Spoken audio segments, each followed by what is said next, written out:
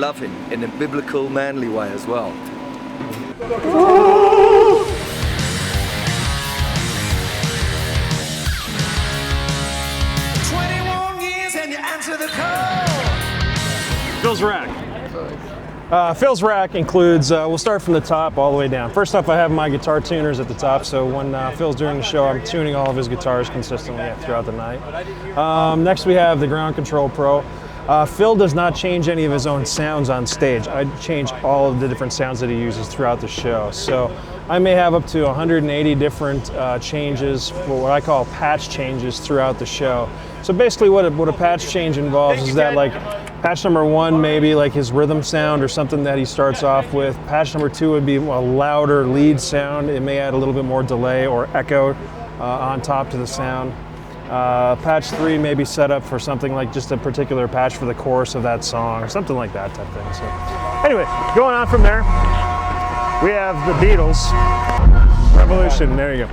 Anyway, so going on from there, we've got a power strip. We've got Phil's wireless units right here. This is what we call the multi-erector. It's actually a switch that allows me to switch between those wireless units to allow for the input into the guitar rig. Got a couple of MIDI Verb 2s, which kind of gives you a little reverb or space and a little flanging effect. The Marshall JMP1 is his main guitar preamp, so that's where all of his main guitar tone comes from. We have an extra one in there too, so it's a spare.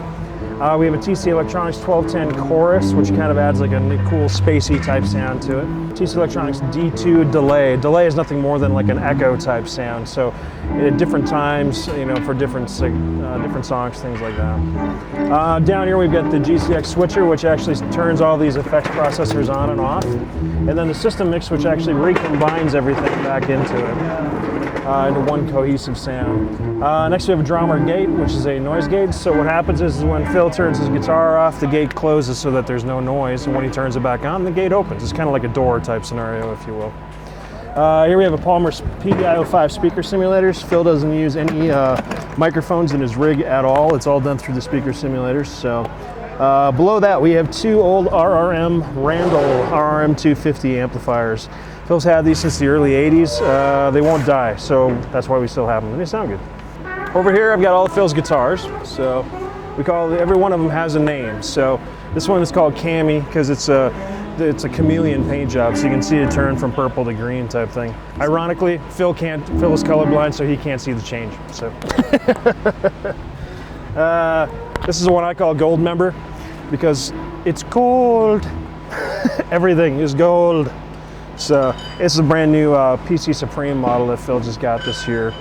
So really killer sounding guitar, really nice one that he did in conjunction with Jackson over the last couple of years. So.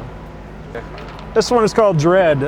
This is actually the Predator character from the movie Predator, but it's got all the dreads coming off it, so he calls it Dread. This guitar does glow in the dark, so it's pretty cool. And actually the guy who painted it, I don't know if you can see it, but it's actually raised, so it's like a 3-dimensional paint job on here, like the eyes are raised and stuff like that. It's pretty cool.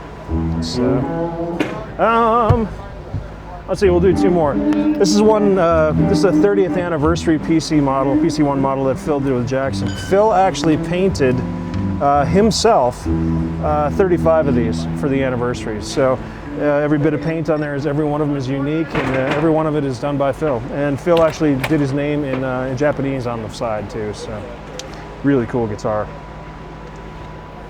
And lastly, this is Sola. This is my PC one. This is my favourite guitar actually, this particular one. They've all got names. This one's called Sola. Little play on it, a little play on how to spell it and stuff. I've had these for about 15 years of Jackson make them. This is a DiMarzio. Let's pick up. It's a Super 3. This is a sustainer, Floyd Rose sustainer, and you can do stuff like this.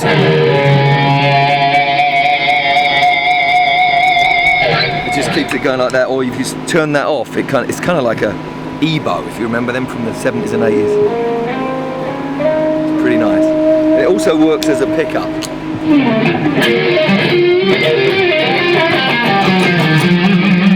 Sounds like a Strat, but... Guess I should have put the mic on him.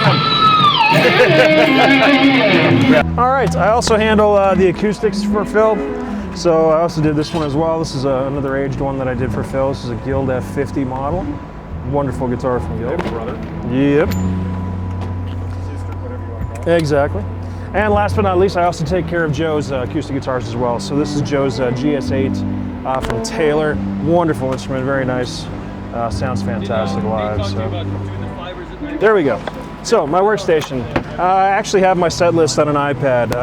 It's really kind of convenient simply because it's lit. So during a dark stage time, I can actually still see what my set list is, and I can still see what's going on in the show. So over here, other than that, I've got just basic tools and things that I need to do my job on a daily basis. So screwdrivers, Allen wrenches, string cutters, things like that. Tuners, you know, just I keep some pedal tuners around on a battery because sometimes in the morning we don't have power and I still like to be able to work. So, but you know, drawers full of strings and all from Diodario, I might add. Very nice company. Phil uses very heavy strings. He uses 13 to 54s, which is quite heavy for most guitar players. So, but you know, that full of tools, cables, stuff like that, just extra parts. Doodle doodle dee, wubba wubba wubba. I have no